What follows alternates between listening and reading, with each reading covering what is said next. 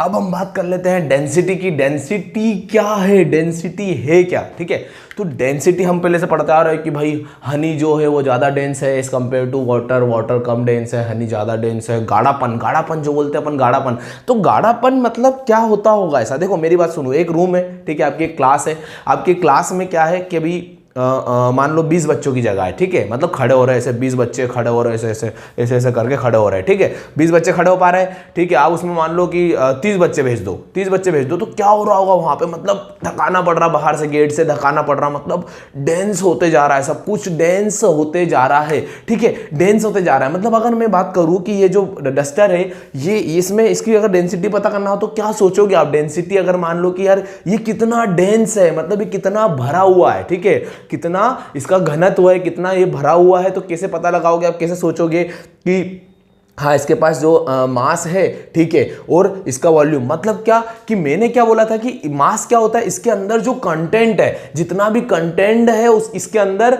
वो होता है इसका मास, ठीक है, ये बात आपको समझ में आ गई। तो इसके कितने वॉल्यूम में, इतने वॉल्यूम में कितना मास अंदर भरा हुआ है, अगर ये आप पता लगा लोगे तो आपको नहीं लग जाएगा कि हाँ यार डेंसिटी की ओर आगे बढ़ रहे हैं हम, ठीक है। तो डेंसिटी होता ही यही है कि इस जो ये आपको जो वॉल्यूम दिख रहा है इसके अंदर कितना कंटेंट है, कितना कुछ भरा हुआ है इसके अंदर, ठीक है, एटम मॉलिक्यूल जो भी था, तो वो हो जाएगा आपकी डेंसिटी। तो डेंसिटी का फॉर्मूला क्या हो जाएगा, मास अपॉन वॉल्यूम, क्या हो जाएगा, mass upon volume, mass upon per unit volume बोल सकते हो, ठीक है। मतलब कितना मास, कितना मास, मास मतलब क्या, जो कंटेंट है, जो अंदर किसी भी ऑब्जेक्ट के अंदर जो है, ठीक है, जो कंटेंट है, ठीक है, तो मास, मास कितना मास है उसका, कितना कंटेंट है उस, वो भी कितने वॉल्यूम में, कितने वॉल्यूम में, तो उसका घनत्व आ जाएगा, डेंसिटी आ जाएगी। आपको समझ में आ रही होगी बात।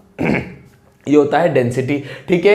अब डेंसिटी के ऊपर अगर बात करें और, तो जैसे हम अगर मान लो कि एग्जांपल ले लेते हैं, जो हमारा लिक्विड रहता है उसकी, अब इसके हाँ इसकी पहले यूनिट देख लेते हैं। तो जो मास आएगा वो आपका आएगा केजी में, किलोग्राम में, ठीक है, ये एसआई यूनिट की बात कर रहा हूं। और वॉल्यूम जो आएगा क्यूबिक मीटर। वॉल्यूम की आपको यूनिट पता ही होगी, वॉल्यूम। एरिया क्या होता है, एरिया मतलब किस में लेते हैं, मीटर स्क्वायर, ठीक है। तो वैसे ही वॉल्यूम कैसे लेंगे, क्यूबिक मीटर, ठीक है, क्यूबिक मीटर, क्योंकि 3 डायमेंशन रहती है। वॉल्यूम क्या होता है कि वॉल्यूम मतलब 3 डायमेंशन रहेगी, आपने पढ़ा ही होगा, ये तो बच्चों वाली चीजें 8th में पढ़ लिया होगा, ठीक है। Cubic metre, kilogram upon cubic metre, ठीक है, ये आ गई इसकी यूनिट, ऐसा यूनिट। अब ये तो बड़ी यूनिट है। अगर आप छोटे स्केल पे बात करोगे, ठीक है, जो लेबोरेटरी में होता है, तो उसमें हम ले लेते हैं छोटी यूनिट, उसमें ले लेते हैं ग्राम पर सेंटीमीटर क्यूबिक सेंटीमीटर, ग्राम पर क्यूबिक सेंटीमीटर, ठीक है, इस तरीके से यूनिट मिल जाती है। बाकी ऐसा यूनिट ही है, अपने को इसमें ही करना है क्वेश्चन वगैरह, ठीक है। तो जो वाटर की होती है, वाटर की देती है 1000 किलोग्राम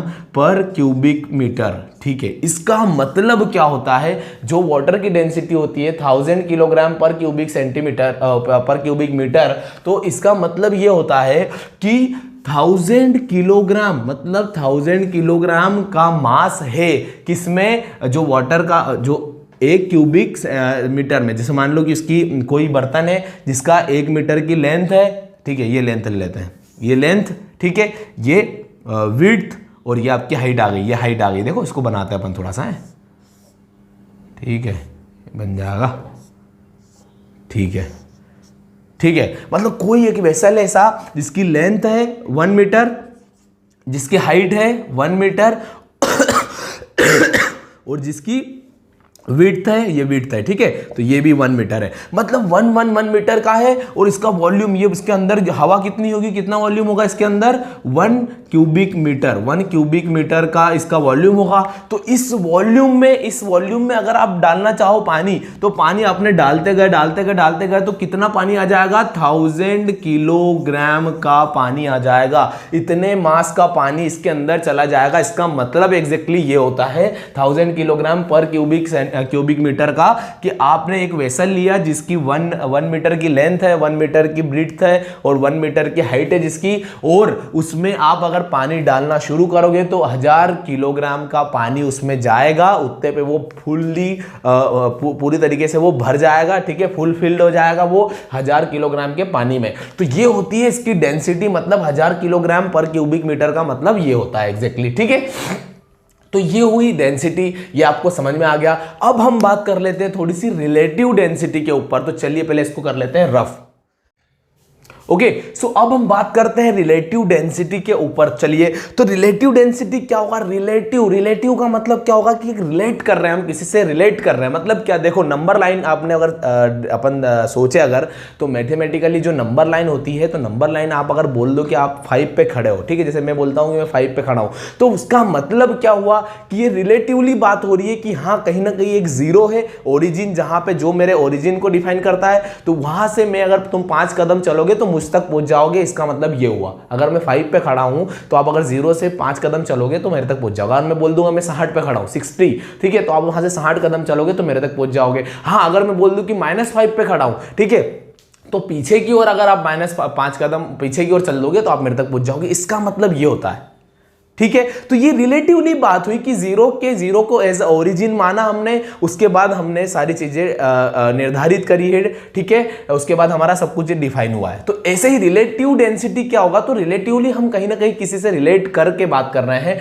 ठीक है तो डेंसिटी वो भी, ठीक है। तो रिलेटिव डेंसिटी जो होती है, जिसको हम RD से डिनोट कर लिखेंगे, मतलब, ठीक है, इसमें होगा density of substance upon density of water. तो किससे कंपेयर किया हमने? वाटर से कंपेयर किया। क्यों किया वाटर से कंपेयर? क्योंकि वाटर सबसे ज्यादा है हमारे पास, पहली बात तो सबसे ज्यादा यूज भी वाटर का है डेली लाइफ में, तो हर चीज में हम यूज करते हैं वाटर का, इसलिए वाटर की एक डेंसिटी के कंपेयर में हम बात करेंगे, ठीक है। तो वाटर के साथ हमने इसका रिलेटिवली वाटर से देखा, तो कोई भी सब्सटेंस जो डेंसिटी ऑफ सब्सटेंस, मतलब किसी भी सब्सटेंस की डेंसिटी हम निकाल रहे हैं वाटर के रिस्पेक्ट में अपॉन डेंसिटी ऑफ वाटर, ठीक है। तो यही होती है रिलेटिव डेंसिटी, ठीक है। क्या होती है? रिलेटिव डेंसिटी, ठीक है। ये बहुत आसानी से आपको समझ में आ गया। तो क्या इसकी यूनिट क्या हो सकती है सर? रिलेटिव डेंसिटी की यूनिट क्या हो सकती है? तो मेरे को एक बात बताओ, ऊपर है density of substance upon density of water, मतलब है तो दोनों डेंसिटी। भैया यूनिट कब आती है कि कौन सी चीज ले रहे हो आप, आपने लिया डेंसिटी, नीचे भी डेंसिटी, मतलब सेम सेम, तो कैंसल आउट हो जाएगी, मतलब इसका कोई भी यूनिट नहीं रहेगा, ये यूनिट लेस रहता है, क्योंकि ऊपर और नीचे जो रेशियो जो आ रहा है वो दोनों ही सेम क्वांटिटी का रेशियो आ रहा है, ठीक है। सेम क्वांटिटी की सेम यूनिट्स रहेगी, जो कि कैंसल आउट हो जाएगी ऑब्वियसली, ठीक है। तो वहां से हमको समझ में आएगा कि रिलेटिव डेंसिटी की कोई नहीं यूनिट नहीं रहती है, वो एक यूनिट लेस क्वांटिटी है, ठीक है। ये बात आपको समझ में आ गई। अब एक एग्जांपल लेते हैं कि आयरन का जो रिलेटिव डेंसिटी होती है अराउंड होती है 7.2 या 7.8 के अराउंड कुछ होती है, ठीक है। तो इसका मतलब क्या हो गया, ठीक है, जो आयरन है, आयरन की जो रिलेटिव डेंसिटी है वो 7.2 है, तो क्या इसका मतलब क्या होगा ये पहले देख लिया जाए। तो देखो क्या होता है कि जो वाटर, सबसे पहले तो वाटर की निकालते हैं, वाटर की एग्जैक्टली वाटर की रिलेटिव डेंसिटी क्या होगी सोचो। तो वाटर की रिलेटिव डेंसिटी का फॉर्मूला क्या है? डेंसिटी ऑफ सब्सटेंस मतलब डेंसिटी ऑफ वाटर, वाटर की बात कर रहे हैं हम, अपॉन डेंसिटी ऑफ वाटर। ये नीचे का तो फिक्स है, हमेशा फिक्स है। ऊपर क्या रहेगा? हमने जो वाटर की जानने की कोशिश करी, तो ऊपर क्या जाएगा? Density of water upon density of water, मतलब दोनों कैंसल आउट होके 1 बचेगा। तो क्या होगा? जो रिलेटिव डेंसिटी ऑफ वाटर है वो क्या आ रही है? 1 आ रही है, और रिलेटिव डेंसिटी ऑफ आयरन जो आ रही है वो 7.2 है, ठीक है।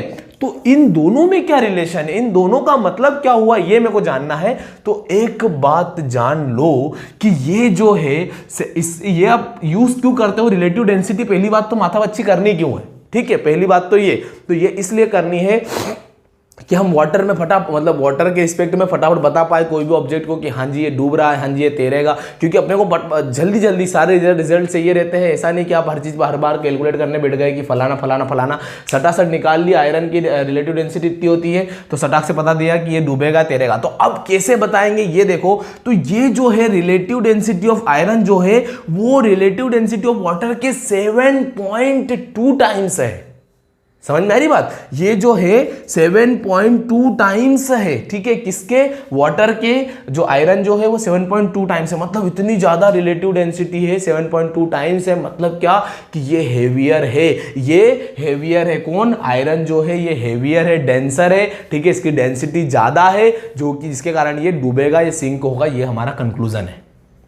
बात समझ में आ रही है। अगर अभी अगर वो रहता पॉइंट में रहता, क्या रहता, पॉइंट में रहता, ठीक है, जिसके हम कॉर्क को ले लो, ठीक है, जो वुडन कॉर्क रहता है उसको ले लो, या फिर आप ले लो आइस को ले लो, ठीक है, आइस में भी केज रहता है अंदर, वहाँ पे अंदर अंदर वॉइड रहता है जिसके कारण कि वो हल्की रहती है आइस, तो वो पॉइंट में आता है उनका कुछ, ठीक है, मतलब 1 से छोटा, तो वहाँ पे आपको क्लियर हो जाएगा कि हाँ भैया अगर 1 से छोटा आंसर, 1 से छोटी अगर रिलेटिव डेंसिटी आ रही है, मतलब क्या कि वो फ्लोट करेगा, उस कंडीशन में वो फ्लोट करेगा, अदरवाइज वो सिंक हो जाएगा, डूब जाएगा, ठीक है। तो ये होता है हमारा रिलेटिव डेंसिटी। ये आपके कॉन्सेप्ट क्लियर हो गए होंगे। अब ये होता है हमारा क्लियर कॉन्सेप्ट। अब बढ़ेंगे आगे, हम मिलते हैं नेक्स्ट लेक्चर में। सो बाय, तब तक।